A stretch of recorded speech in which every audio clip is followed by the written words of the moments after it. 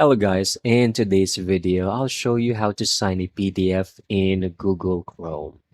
Let's begin. So first, go ahead, locate your PDF document. You can right click on it, open with Google Chrome, right? Then it will open up Chrome and open your PDF there.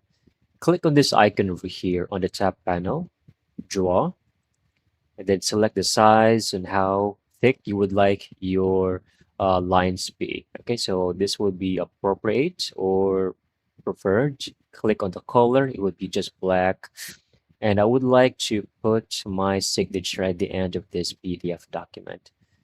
So I'm just going to finish, and there we go. Once done, go ahead, click on this icon to download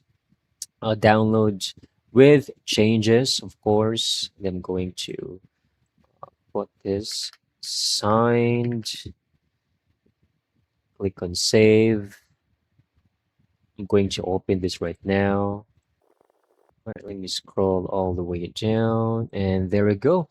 The signature appeared. That's how you can easily add your signature in Google Chrome. This can actually save you time and make it much easier to handle documents without switching between applications, especially if you don't have the Pro subscription on Adobe Acrobat.